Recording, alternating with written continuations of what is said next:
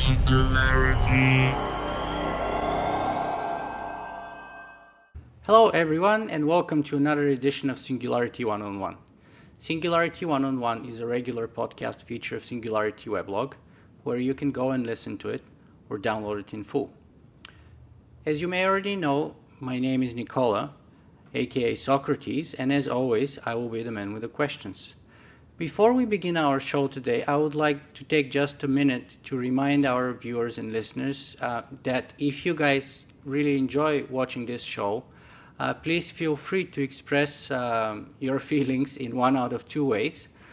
Number one, you can go to iTunes and write up a good review for the show, which would help us greatly in terms of ranking the show and popularizing it and spreading the word for it, and therefore bring more people to see it and enjoy it, hopefully as much as you do. And number two is, of course, feel free to go to our donate page on singularityweblog.com or simply click on the sidebar tip jar where it says Tip Socrates, and feel free to support the show. Now that we have gone through that, it's time to welcome our guest for a second time, Dr. Randal Koene. Hi, Randal. Hi. Welcome back to the show. Yeah, it's great to be here again. So Randal was already once on the show, and for those of you who perhaps missed that episode, I highly recommend it.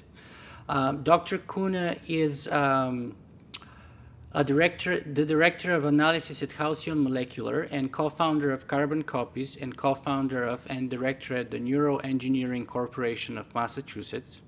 His research objective is whole brain emulation, that is creating the large-scale, high-resolution representations and emulations of activity in neuronal circuitry that are needed in, for example, in patient-specific neuroprosthesis. So I believe you guys would enjoy the previous show very much, and hopefully this one will be even better, because today we have only one topic that we need to discuss, but it is a very important topic, and that is the ethical issues surrounding mind uploading. So let me start our discussion, Randal, by asking you, from your point of view as the neuroscientist who is working in the field, what are the sort of daily, or are there any daily ethical dilemmas or issues that you're considering when you're approaching your work? Well, the daily ethical dilemmas are usually of the nature of, say, what kind of intellectual property do you share?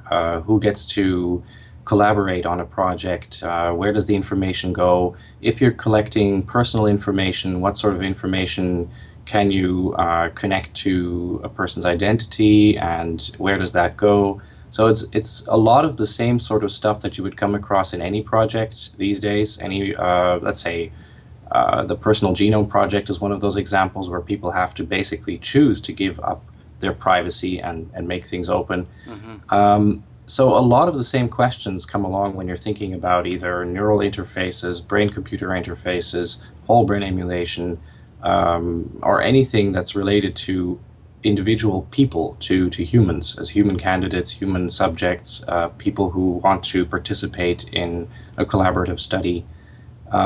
I think that's not particularly novel. That's just one of the things that we bump into all the time. Okay, so if we sort of move up a step higher or zoom out, sort of, what are the general, perhaps longer term or really long term ethical issues that you think all people working in your field should be considering, and that you are perhaps considering in the longer term basis? Yeah. There are very many. We could look at them on a wide spectrum. We can look at, for example, the issue of rights. What sort of rights do humans have to the information in their brains? Is it all right to make 100 copies of what is inside your head? Who gets to own that? Who says what happens to it?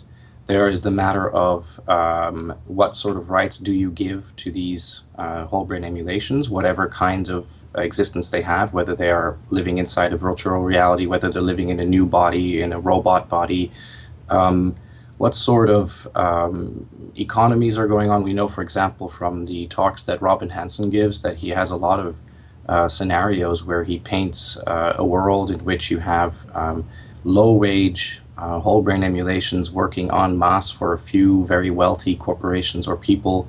So there are all sorts of issues from along this spectrum, and probably many more. And even the issue of access: who gets to do this? Who gets to upload when? And does everyone get to have a whole brain emulation done, or is this something that's only done by choosing a select few people that we consider the best for the procedure, or something like that?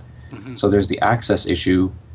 And what is it being done for? Is it considered a medical procedure? Is it considered a way of preserving your own existence? Or is it considered a means of creating something like an artificial general intelligence? Mm-hmm. And when you combine that, when you put that in the picture as well, there's the question, what is the difference between a whole brain emulation and an artificial general intelligence? Would we give rights to artificial general intelligence? Do we have to worry about the rights of those who do not choose to participate in something like whole brain emulation? Does the existence of a program such as whole brain emulation threaten people who don't want to participate? Should some things be banned or not be banned? Mm-hmm. It's hard to even begin to explain how many ethical questions there are. There are ethical and moral questions, and just cultural questions, Mm-hmm. things where we have to decide which direction we want to go. So is there, for example, a body of work or some kind of a ethical guideline system that is to serve the people in your field? Or is it sort of a one-on-one kind of basis, basically your own personal ethics that are the determining factor?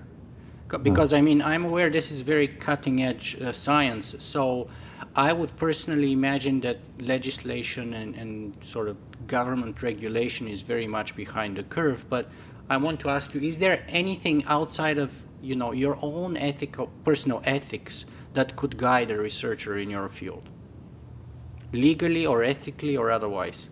I mean, I'm sure there are legal constraints, but ethical. Well, as you already said, these sort of things, they lag behind, and they really do. The only thing that's out there is, of course, that which exists currently for humanity at large, so human rights in a sense. That is out there as a guideline, and then what you can do is you can try to extrapolate from that. But it's difficult to say where you should or should not extrapolate, and that's why I brought up the issue of artificial general intelligence, because we don't generally go about doing that, though perhaps we should. And I don't believe there are any guidelines there either at the moment.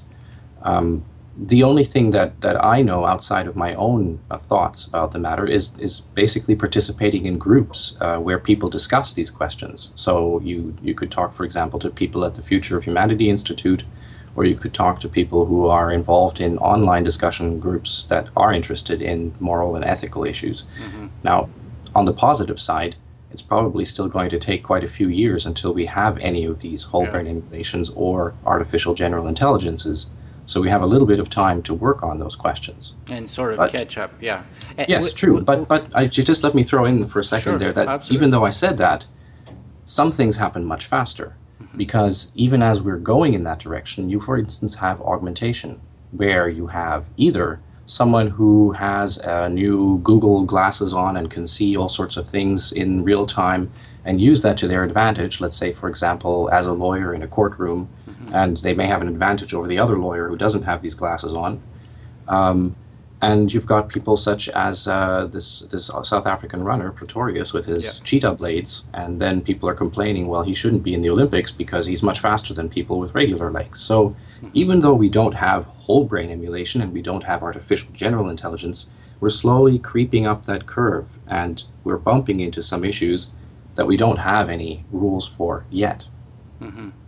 Yeah, just as a side note on that, last episode I interviewed Professor Linda MacDonald-Glenn, and she's not only a bioethicist but also a practicing lawyer, and she was sharing some of her previous experience with some of her clients, and she had a specific case in which she had a person who was either a full amputee or a paraplegic, I cannot remember, but basically from legal point of view, they were arguing that the mechanical chair that the individual was using was literally a part of him because he could not function properly without it.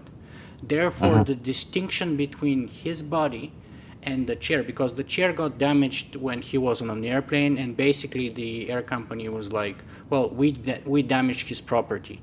And their argument was, no, you actually damaged a lot more than his property, because while it was damaged for a year, he was basically bedridden. He could not do anything in the meantime, because that's his legs, that's his mode of transportation, that's everything, that's part of him, literally.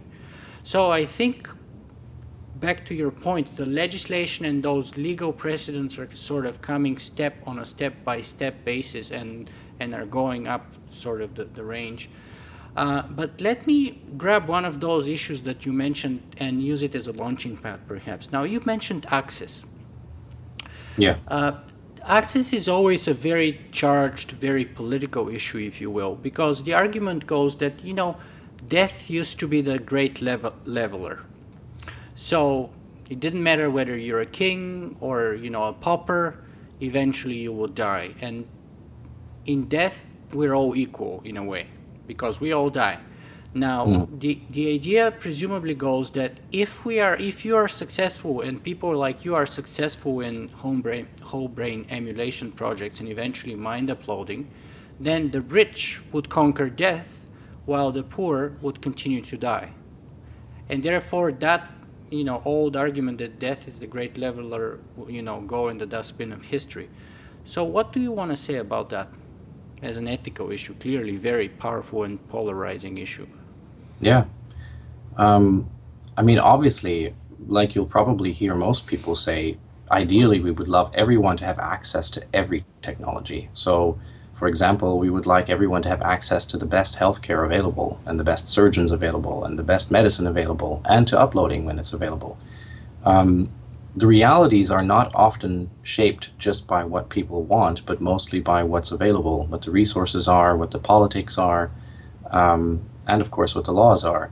And you said that in the past death was the great equalizer, but of course this wasn't entirely true, because the pauper had an average lifespan of maybe 16 or 18, and the nobleman had an average lifespan of something like 40 or 50. Yeah. So that wasn't true even then. But the idea goes that you're dead forever. So if you're alive for 16 or 40 years, since you're dead forever, it doesn't really make. Well, you can probably still apply that, because as I've probably pointed out the last time we spoke, I find the concept of immortality a very strange concept to have, because first of all, you cannot really imagine any technology, or at least I can't, that would preserve your life regardless what happens, no matter how long you look into the future. So there's always going to be more time where you don't exist than time in which you do exist. And the other point is that if you change enough, let's say that you start making a lot of modifications, at which point do you say that you still survived, or did you just change into something completely different? So where do you draw the line and say this is the end of your life, or does it continue? And how is that different from, at what degree, at what point do you say this is different from continuing through your children or through your works or something? So it's all there's a lot of nuance and stuff, and I don't like the word immortality for that reason, because it assumes infinities that simply are not being provided by that technology. But so I will come back to that issue about is it you or is it not you, because that's a very important issue, and it's also an ethical issue. But let me just give you a scenario about how, if the research you're working on is successful, I think it's clearly a case of immortality, because if you can do one mind upload, then in a way that's like a backup, right? You do regular you do one mind upload, say something happens to that specific individual, right? And there's an accident and, they're deceased.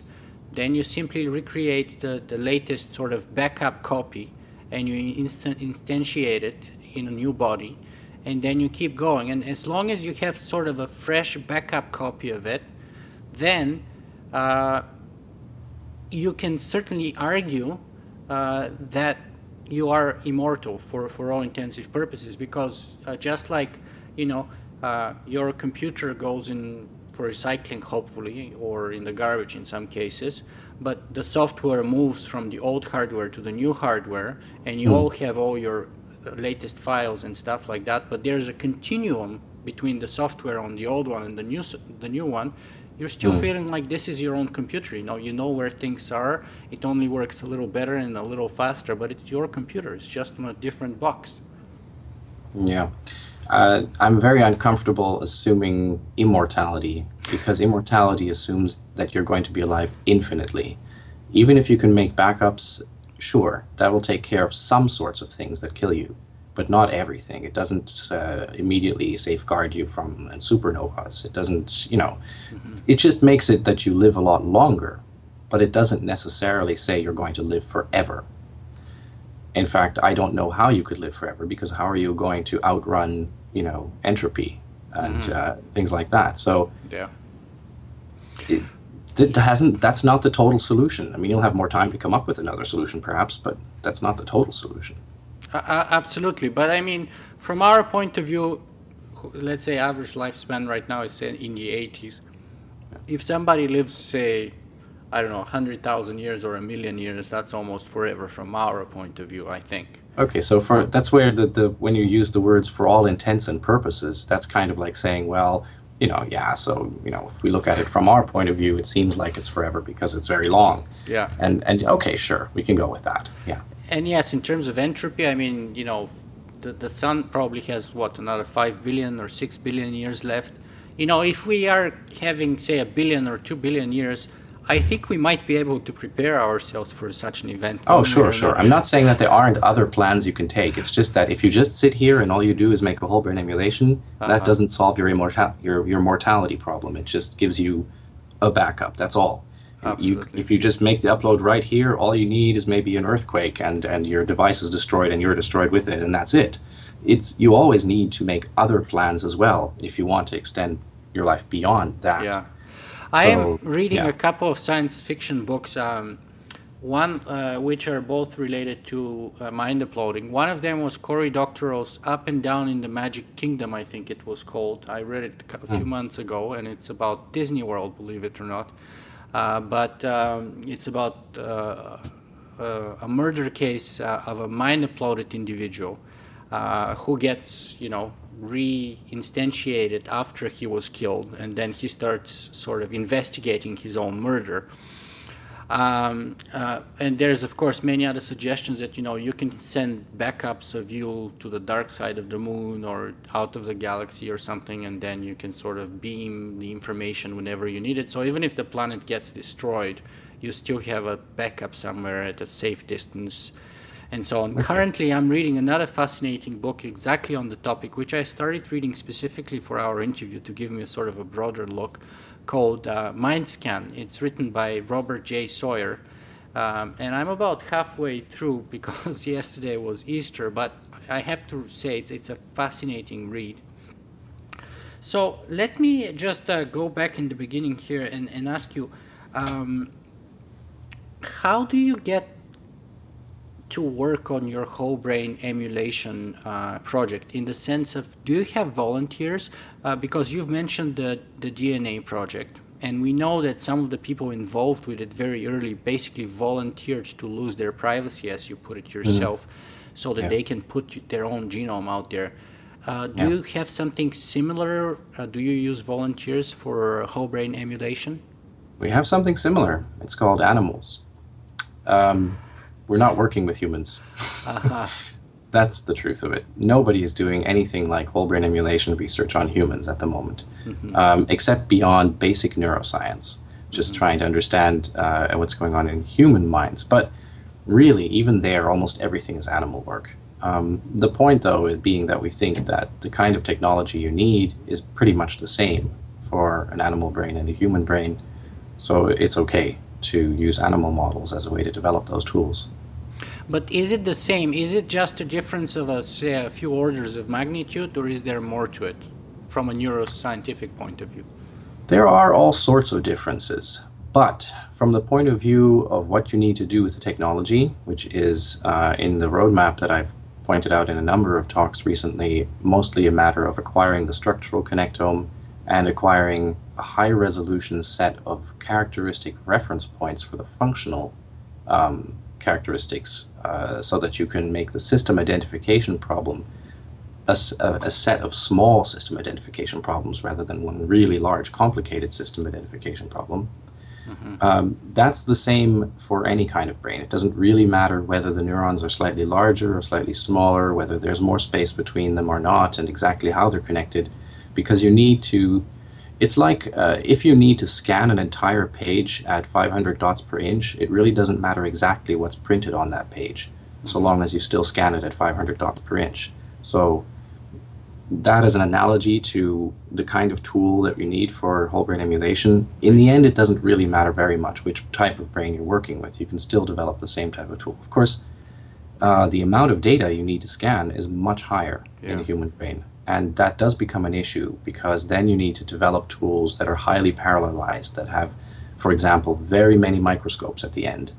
It's that sort of thing that you have to concern yourself with. And that's exactly the kind of question that Ken Hayworth is occupying himself right now, because he has a machine that is sufficient to do the structural connectome acquisition for a very small brain, let's say something from a Drosophila, one of those fruit flies. But if he wanted to scale this up to humans, he needs to build an entirely different machine, which will slice up pieces of brain in a way that it can be automatically shunted to many different microscopes and things like that. So then you get extra technical complications. I see. Speaking of a, sufficiently powerful machine, what's the kind of a machine that you would require probably for a full whole brain human that is whole brain emulation? What do you mean by machine? Do you mean the sort of thing that you're emulating on, or the thing that you're using to acquire the data?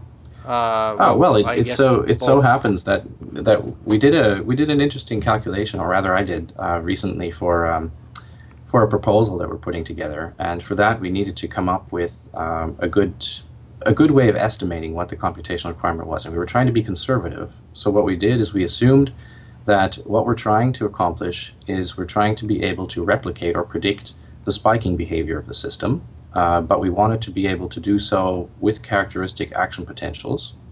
So we model every single neuron by using compartmental models, so that you have, say, 10,000 compartments representing the three-dimensional model of a neuron, and using Hodgkin-Huxley equations for the action potentials, and using, say, 10 parameters for each one of the compartments, and then going through that entire thing, using that as the model, but looking at how many action potentials can happen within a specific period of time in the brain, then how much would that require in computation? So how did we figure out how many spikes could happen, or how many action potentials per period of time? We looked at what is the energy that's being provided to the brain, and how much ATP, how much energy does a single action potential require.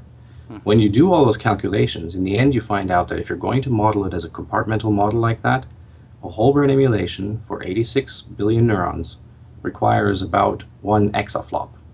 So that's not petaflops even, that's what current supercomputers are doing, but an exaflop. Yeah. That sounds like an awful lot, but on the other side, all the countries that are participating in supercomputer developments, like the US, Europe, India, they all have plans to accomplish exaflop computing by somewhere between the year 2017 and 2020. So that's not that far away. And this was entirely conservative. This was the idea of using a compartmental model, of doing modeling of the action potentials themselves, and of using a regular supercomputer instead of, for instance, switching to a neuromorphic architecture, which would be a much better match to the task. So in reality, it's probably going to be quite different, and it's going to be somewhat faster and easier to do and much smaller than a huge exaflop supercomputer. But that was just a worst case scenario. And that's the kind of computing it would require, yeah. Yeah, actually, I recently published just a short news article on Singularity weblog about a supercomputer that's called DOME, that IBM and Astron are going to build for the Square Kilometer Array radio telescope by 2024. And it is an exascale computer, because to be able to process the data coming from, the Square Kilometer radio telescope, you need an equally powerful computer that can aggregate all that data and sort of put it together to get a single picture, and it's an exascale computer. And that's a sort of a private organization even. It's not like, probably by that time I would imagine the military, the Pentagon, a bunch of other organizations would have more powerful computers than that. So exascale computers are coming our way, probably within 5-10 years, perhaps, I think. But let's get back to the ethics. So imagining that, or assuming that we would have the hardware to run everything safely on, the question then comes back to be, again, an ethical one, and that is,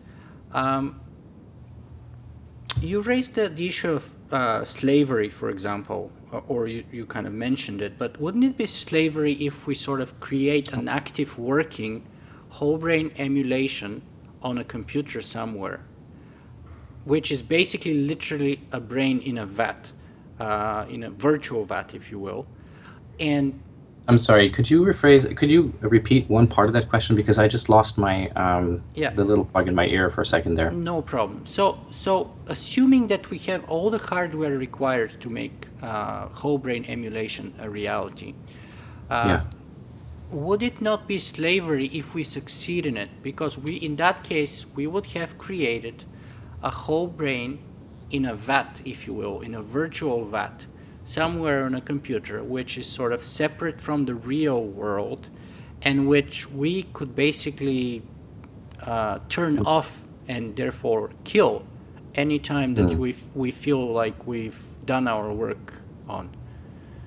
So is that the kind of uploading or the kind of whole brain emulation that you would like to have done? I mean, would you like to end up in a vat? I personally not.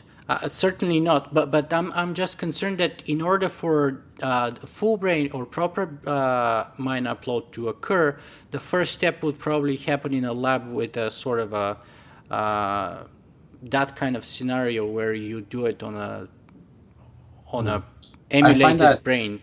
Yeah, I find it extremely unlikely that that's what one would do to a human brain. Now, I think it's very likely that the first version of an uploaded Drosophila brain might be something along those lines. But in the case of a human, I mean, just even for the ethical reasons, as you described, that would be really weird. That's like cutting off your head or something like that, and just keeping it somewhere in a box. I don't see that anyone would want to have that done, or would volunteer to be the first candidate for a procedure like that. Well, there are people who volunteer for all kinds of strange things. Say, in some cases, there I'm sure there patients. Yeah. Right, and so there will be people who volunteer. I mean, I've heard stranger things, but anyone in their right mind probably wouldn't, or it may not. I mean, it's not something I would want to have done or want anyone to do. I think that being embodied and in contact with the universe is one of the essential aspects of who we are. We're not just in our brains. We're not just us. We are the way we interact with everything else. So I'd find that very complicated to say, we can just have people inside of that. Now, if you had a perfectly wonderful virtual environment prepared for them in advance, and they were going to be hooked up with it in a way so that it seemed like their senses were really engaged, then it might be better than, say, a person who is a paraplegic and laying on a hospital bed, or someone who is a locked-in patient. So I could imagine that if you can provide that, that's a perfectly valid way to begin doing things like uploads. But not if you're sticking them into a black... I mean, we've seen this. There were episodes like this on Caprica, for example. But there's also another concern here, and that is... because you mentioned animals and animal testing, but and I'm not a neuroscientist, but I would imagine that before we start any kind of human experimentation, we have to go through the usual lab animals that we do, rats, eventually apes, and so on. So take, for example, apes. If we start testing whole brain emulation on apes, and we put it on an exascale computer, for example, and we start running that emulation at a faster and faster and faster speed, would it not occur that this emulation would become self-aware at an equal or better level of intelligence than a human being, simply because you have the hardware capability to run the clock faster and faster and faster? I'm not as sure as you are that we would be doing this on apes, but that aside, it's quite possible that we would. Um, well, yeah, it is possible to do things like that. I mean, you could run an ape brain 10 times as fast, or you could run an incomplete human brain. Let's say you've just got 50% of all the areas scanned or Yeah. something like that, and run that at 10 times the speed. So you've got some very strange intelligence in there. Or a fruit Um, fly brain by a factor of a or billion or a trillion. Right. Now, of course, just running a small brain a trillion times faster doesn't necessarily make it smarter because you don't know what that's going to do, whether that just means that it's doing the same thing that a Drosophila does, but a lot faster. Hmm. Um, so it's not as easy as that, but there are certainly things there that we can't foresee, that we don't yet understand But that's my exactly what it point would do. precisely. Of course, but that's the truth with just about any scientific progress. Every time we're going into new territory, we don't necessarily know exactly what's going to happen. And AI researchers have that same problem. The trick is that you should go forward carefully. You should think about what you're going to do next and what the possible consequences are of what you're doing. So, for example, if you're going to do an experiment with the Drosophila brain and then you say, well, we have the emulation, why don't we run it 10 times faster? Well, then perhaps while you're running it 10 times faster and you're observing everything that it's doing in there, you might not want to connect it to the internet or something like that. Just, just in case. Just in So case. there's things you might want to think about there.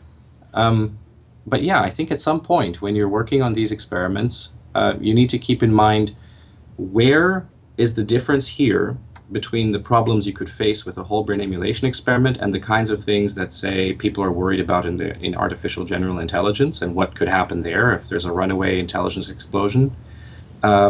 And when do we say, let's switch to the technology we actually want to use in humans? Because, for instance, in humans, it's quite likely that we may not want to use a technology where we do one scan and then we hope that we got all the data out correctly and then press go and see if it's correct. But we'd like to have something that is more in vivo so that we can test as we go along. Hmm. So a lot of the non-in vivo techniques we're using right now, that's kind of it's a crutch that we're using because it's available now, and we can start working with large data, like the data you would acquire from a whole brain, and learn how that works.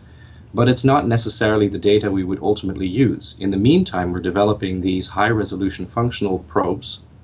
So as we get there, we're going to want to shift more towards the in vivo method. And the in vivo method is more like neural interfacing. So it's more like, okay, here we have a live individual, and we start introducing things that can communicate with neurons that are there. Hmm.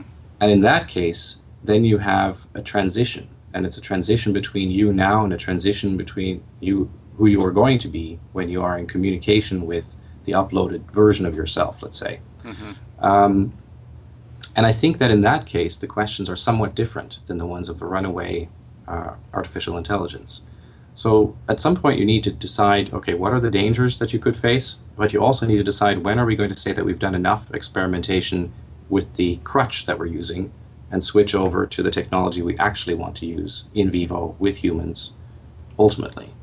Exactly, and that goes back to your sort of interest in brain prosthetic technology, because in those cases, my understanding is that you'd be replacing specific parts of the brain, not the whole brain itself, and that sort of raises the question: if you sort of start to replace different parts, one part at a time, at what point do you reach the point that you are a mind upload, and at what point you're not? So if you have a certain single area that's replaced, are you a mind upload?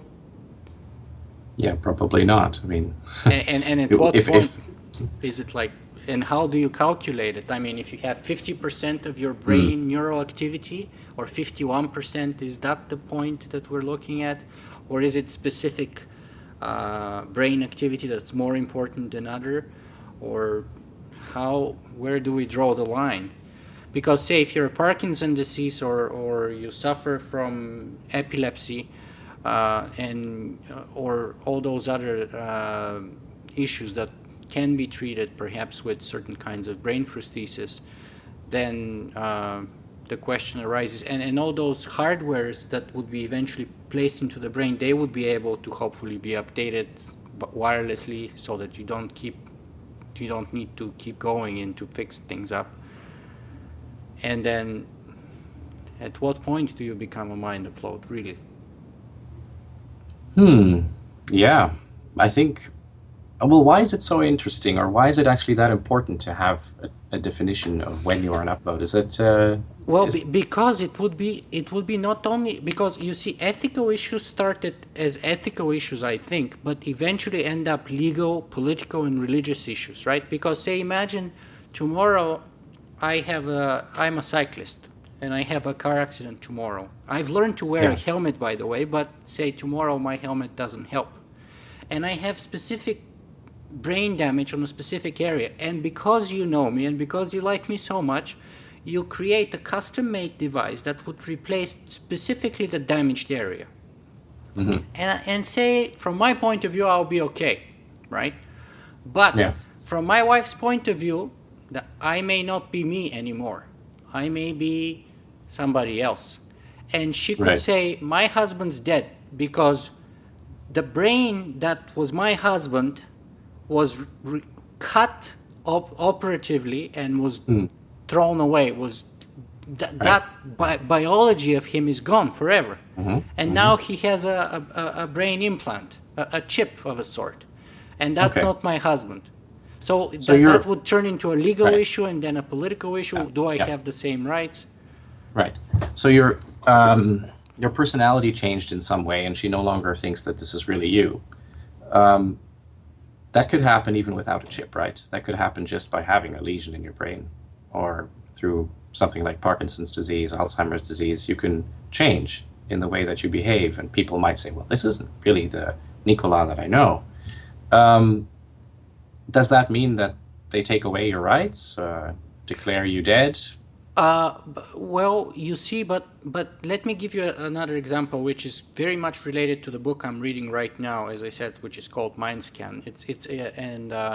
I'm about halfway through the book, and it's a legal case between the heir of a very famous writer who uploaded herself into a new body, and she had something like $40 billion worth of property, and then her son basically sues by claiming that his mother is dead, which the biological body was dead, and that even though this thing acts like my mom, therefore, functionally speaking, in terms of behavior, there's no difference, that's not my mother.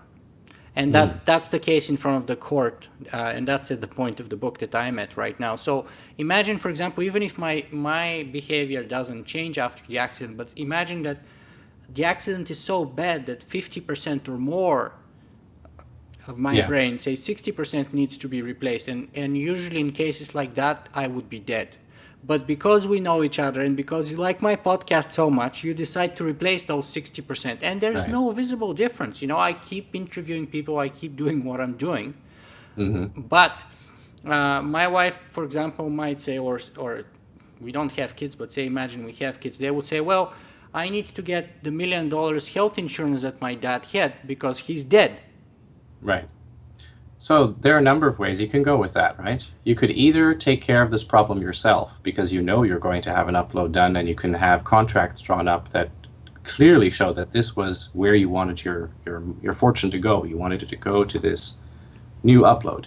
Of course, that requires that we do recognize the rights of uploads in general, right? So then you need to have that established. But again, that's something where we need to begin thinking about it. Like, color of skin doesn't necessarily mean you're not human. And why should the nature of what your brain is running on determine whether you're human or not? So that's another question. You can go there.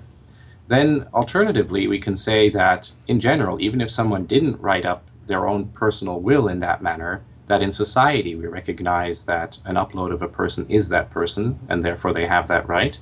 You can go in that direction, but that requires changing laws or making it possible for people to understand that an upload is a real person. And we can try to apply some of the laws that already exist. So, for instance, there are, of course, many court cases where an heir will try to have their parent declared basically legally incapable of Not of taking sound care of mind. themselves and not of sound mind, and therefore, they should be in charge of the estate. Yeah. That happens all the time, and then you have to have a judge come in and decide, well, is this person really of sound mind? And then you would hope that if they see this upload is actually of sound mind, that they decide in the same way. The issue here Yeah, in the book, for example, was that yes, all those things were met, as you said. The woman in case, her name was Karen.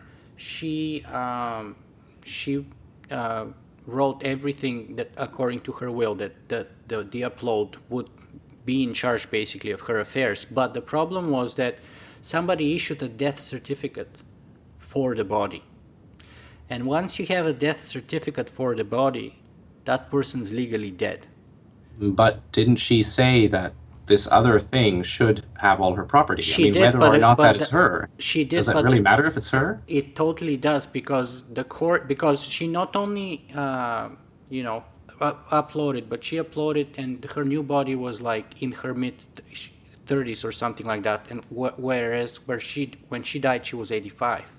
So she didn't even look like herself anymore. I mean, she But does looked that like matter? a younger If copy of if herself. I make a contract, if I make a will and I say I want to give all my fortune to person X, even if that's not me, that's just somebody completely different.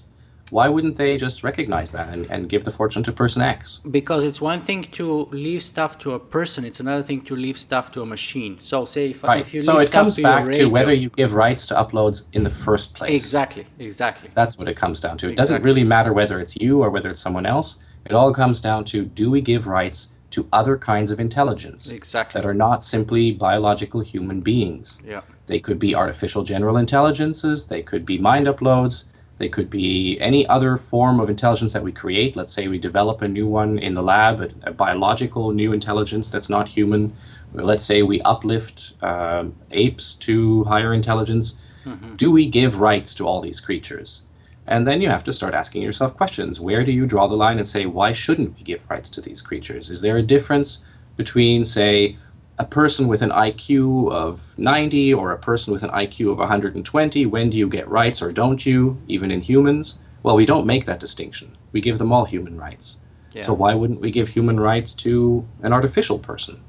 Well, those are some of the questions and issues that I discussed from legal point of view last time with with Professor Linda McDonald Glenn. And my question to her was, if a corporation could be a legal person, or a ship could be a person legally, why would not a sentient being or an artificial intelligence also be a person, right? And we went into all that from the legal point of view, but of course, because the legality or law and ethics are tightly connected, but as we know, not everything that's ethical is legal, and not everything that's legal is ethical. So Right. there's also that dimension of complexity there.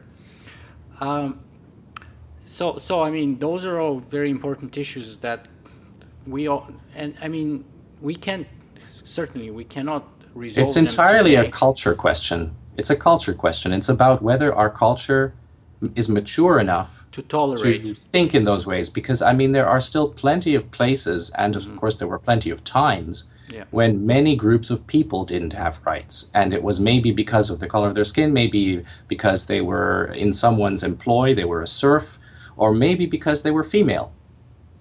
So there are many cultural reasons to either give rights or not give rights to people, and so it is a matter of the culture getting to the point where they decide, yeah, that's what we want to do. We think that these are all intelligent beings that have those rights, and then you change the laws, and that's what's considered right. So let me put you in another sort of a scenario and see how you answer to it, because imagine that everything that you said has been accomplished, right? The law recognizes the sentient rights or the personhood of mind uploads.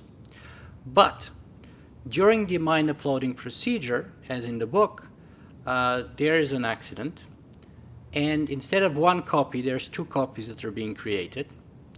And one of the copies, actually the first copy, which was sort of damaged, is hidden by the company, the corporation, that does the mind uploading. Yeah. So the question then is, which one is the proper heir of you? So you only wanted to have one copy made, You and you wanted said, to, this is yeah. the one that will be the heir, and then they make another copy accidentally and they hide it somewhere and it's been damaged or something like Yeah, that. it's in a warehouse and they do tests of Right. it because it's Yeah, yeah. it's stuck somewhere in, say, 10 years ago. The memory is loaded up until 10 years ago and Mm, didn't load up for the last 10 right. years. Yeah. Which one is you then? Which one should properly receive your property and be the executor of your, rights? Well, like many questions in law, I think that's really difficult. It's as if, you only wanted to have one heir, and you went through a fertilization procedure and they implanted a number of eggs, and then instead of one baby you had two babies, but one Yeah. of the babies was sent out for adoption. And then afterwards, when you die, the second child also requests part of the inheritance. What do you do then? Well, it goes to a court. And then eventually, by going back and forth between all the different parties, they come to some sort of semi-agreeable conclusion that eventually turns out to be what the judge decides happens. And I think that's what would happen in this case as well. It's like so many other questions where, yes, there are new problems that we need to think about and methods that we need to apply, but very often it's not as novel as we think it is. It's stuff that we've come across before, and we know how it happens. Exactly, but then the question is, do we have two Randals in the end of the day?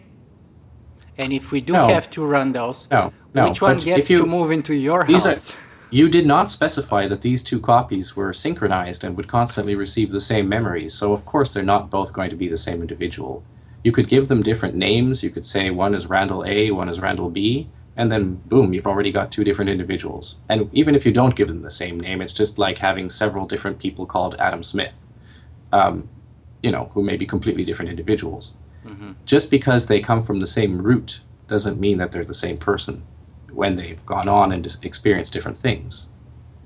And what if you have an identical copies, a number of identical copies? I mean, we did touch on that issue a little bit on the Right, first but it's the occasion. same thing, right? I mean, they're identical copies at the time of creation. Yeah. And then the moment they start experiencing different things, they're not the same person anymore. They're Divergent all paths. different people. Absolutely, yes. But which one of you should be moving back to your house after the multiplication period? Say that your biological body is dead. You have Right. 3 mind uploads, identical at the mind of uploading, because they and as you said, they would have divergent paths afterwards and become different Randals on their own right. But the question is, which one of them 3 twins or triplets, let's call them, just like the case Yeah. of the baby you gave, right? You wanted one baby, you end up with twins or triplets or quadruplets. Right. So which of the babies are you going to take home? Yeah, it's the same question, really. That's a good point. That's a good point. My answer would be all. My Yeah, answer exactly. would be all of them. That would be my answer. But if you're talking about adults, then I don't know which one should go into the house, and especially if you have a family. Does that mean that your kids would suddenly have 3 or 4 dads now? Or your wife Yes, would I have mean, 3 husbands suddenly by in mistake? principle, if you have no changes in culture, if none of our cultural norms change, then yes, you would. I'm assuming that as soon as you have more possibilities, as soon as things are different, then you also get changes in how society works. Just like we have changes now. Just because, say, women are able to go out and have a job, they no longer get married at, say, 16 and start having like 10 babies and then they die. Instead, they stay in their job until they're 35, and then maybe they go back and have a child. So the way that our culture works has changed, and also because people live longer, perhaps they get divorced more often and have different subsequent marriages and things like that. All sorts of things about the way our relationships work, the way our society works, they all change given that we have different options due to health technology, due to wealth, due to a variety of other reasons. And in the same way, if you are able to make multiple uploads, then our society will change as well. Probably you will think about some of these things ahead of time, just like you'll think about things like marriage and what kind of relationships you want to have ahead of time, and whether you're heterosexual or homosexual and all these sorts of things. You think ahead and say, well, I'm going to make 2 copies of myself. Now, I'm agreeing with myself, since that's going to be me, I will know about this agreement, that I'm going to do this as soon as they're there. One of me is going to go and have the cottage in the hills, and one of me is going to have the house in the city. The first one is going to stay with a wife, and the second one is going to just visit the kids every once in a while, or something like that. These are, they sound difficult, but they're not much more difficult than things like, okay, a divorce and a custody hearing. Mm-hmm. It's figuring out how you're going to make your relationships work, figuring out how new social networks are going to work. Mm-hmm. And yeah, it's new, but it's not all bad. It's also a matter of having a lot of new opportunities and options. So many new ways of doing things. Now we have friends all over the globe because we have social networks. We didn't used to have that. And yes, sure, it makes things a little different than it used to be because these people are not all the same. They're not all from the same village, and they don't have all the same cultural norms and things like that. Mm-hmm. So opportunities and sometimes complications. So let me ask you this then, but if the original still exists, does that change anything? Does that make it more complicated? Because as the book would have it, the person who did the mind uploading had a terminal condition on the brain capillaries that was impossible to treat, and basically led to, it has a very specific medical name, and basically massive stroke, and you die basically. And his father had it, it's Kapirinsky or something like that is called the condition, and his father had it at 39 and basically became vegetable for 35 years, and the son inherited it genetically, had the same condition, and was basically forced to live very careful life. He couldn't fly on planes because of the changes of pressure. He couldn't do sports. He couldn't do a bunch of other things. And so at 45, and he could die at any moment, right? So he had the will that if he died, he didn't want to be a vegetable. But at 45, he decided to do the mind upload. And so basically, those people who are the original, they're called skins or shed skins. And the shed skins, so the mind upload, the brain scan takes and plugs into your own place in society on Earth. The shed skins are sent onto the dark side of the moon to live their lives in luxury for as long as they're alive. And provided that they're all aging people, they're not expected to last that long, a few years, right? However, he goes there, and a new scientist discovers a nanotechnology method of curing his disease, and he gets cured.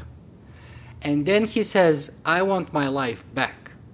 All right. Because I love somebody, and the reason I didn't marry her is because I didn't want to cause her suffering the way my mother suffered when my dad turned into a vegetable at 39, right? That's why I never acted on my feelings towards her. And now I want to go back and want to live my life, in the beginning. And so he changes his mind.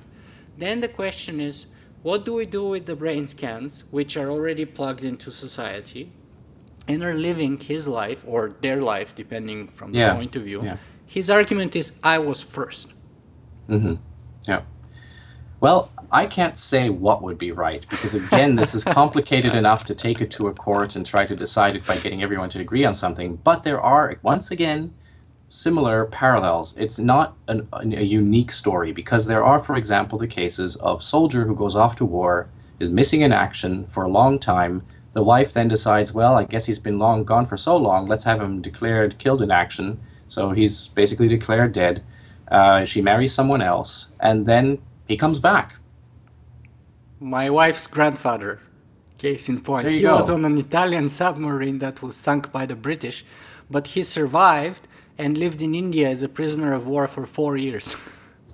Right, so this happens and has happened before. And how did those cases get solved? So what happened to your grandfather? Well, luckily his wife didn't get remarried in the meantime. So everybody thought him dead, and he basically showed up in Italy after the war, 4 years after everyone's ever heard of him, and they knew his submarine was sunk in the middle of the Indian Ocean.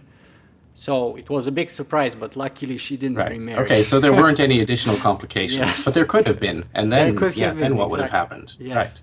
Yes, but at least in that case, you can say those other people are biological humans, right?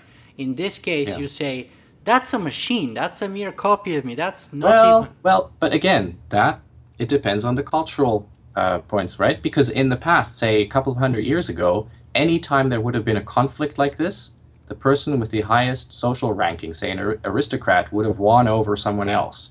So Yeah. no, this is my castle, this is my wife, whatever. I'm Exactly. taking them back. Now we say they're all equal. And in the future, we can say, well, artificial intelligences and mind uploads are also sentient beings and they have this. We don't declare them, oh, it's just an upload, just like we won't say, oh, that's just a shed skin. Even the terms that you've been using that were in the book, they already give cultural values to something. They say, oh, this is less than or this is worse than, giving it a label that immediately tells you what you're supposed to think about it. And it's done for The a same way reason. that you would have called something a slave in the past or something like that, right? Yeah. But that's exactly what it is. It's about cultural values. Absolutely, absolutely. So let me ask you this: we have been talking about this now for about 45 or 50 minutes, and I think it's about time to start bringing our interview to a close. But based on or after all we've been discussing, and would you personally, because I know, for example, Dr. Terry Grossman works on life extension technologies, yet himself he would not like to undergo or to live that long. He would like to live his natural lifespan and then die, which is a very strange paradox, right? He wrote the book Transcend together with Ray Kurzweil, and yet at the same time, he doesn't want to keep going along with Ray Kurzweil. And he's serving customers to do that, and yet himself, he doesn't want to take advantage of it. So let me ask you, how do you feel about mind uploading yourself? Would you do it if you could?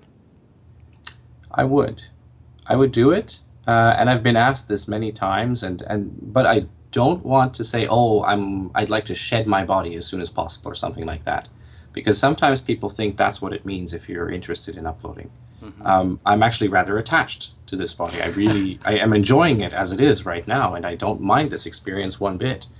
So I'm perfectly happy to continue living like this as long as I can, but I would rather upload my mind and inhabit a new body and experience new things there than to become bedridden and incapable of things and have Alzheimer's or something like that. Yeah. So there is some kind of crossover point, and I don't know where that is exactly at the moment, but yes, I would take advantage of the technology if it's there. That's fantastic. Yeah, I feel personally the same way like you. So for me, ideally speaking, we would accomplish sort of life extension without necessarily disembodying our bodies. In other words, through either genetic engineering or through the Aubrey de Grey sense technologies and so on and so on.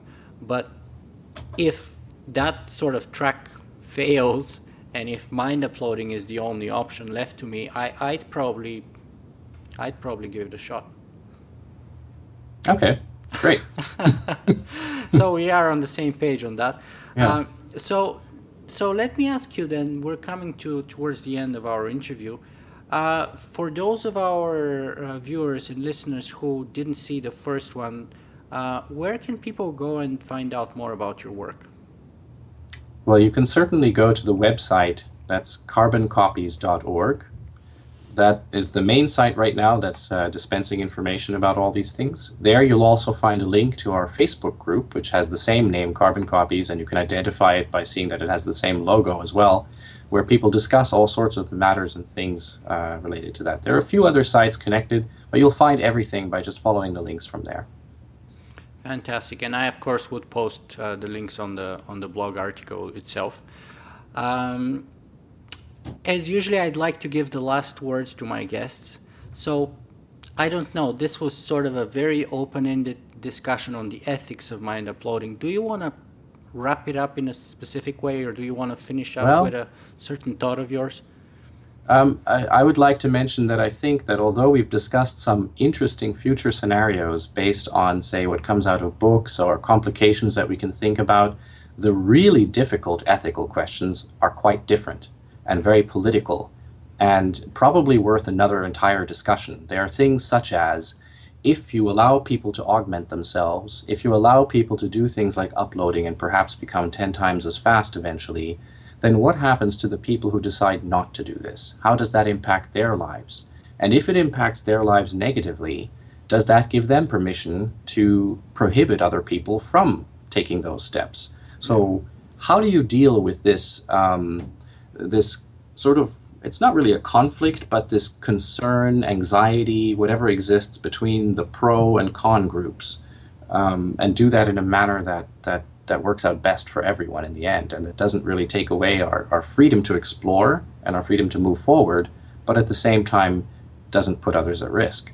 I think those are the really hard problems when it comes to completing this kind of a technological step. That's definitely a fundamental issue, and it kind of goes a little bit towards the first issue with respect to death and with respect to equality and probably the rising gap between the rich and the poor, and the gap between those who decide to embrace those technology and those who decide against it for be it religious or ethical or moral reasons or anything. In a way, we have a small example. Now, let me use your tools here. In a way, we have a small example in, say, the case of the Amish and so on, who are people who do not embrace all of our technologies and sort of choose which parts and at what stage of their society to embrace them or not. So we have a little glimpse there, perhaps, but certainly the discrepancy that you're referring to would be infinitely more substantial. So, and it would be therefore a much bigger political issue and legal and moral one than it is right now, I think. So yeah, that's definitely something we should consider. Okay, well, let's leave it open-ended. I mean, I didn't think that we can literally wrap up such a fundamental discussion today, and of course, right. It's just the start, actually. Yeah, it's the start of a discussion more than anything else. Absolutely, exactly, yeah, because as we said, the good news is that we have many years, perhaps many decades, and perhaps maybe more than that, to sort of hash through and discuss and debate all those issues before we actually have the practical sort of reality of them occurring, right? Yeah. So hopefully by then, and this discussion is an attempt to put the issues out there in a way. So let's hope we're successful. And I'd like to take this opportunity to thank our viewers and listeners for being with us here today, and to remind you guys again, write up a review on iTunes for the show if you like it. That's a fantastic way to help us spread the word and discuss more interesting issues and bring other interesting guests on the show, and including Dr. Randal Koene again for a third interview perhaps. Sure, always up for it. Okay, thank you, Dr. Koene. Yeah, it's been a pleasure. Thanks. Bye-bye. Bye.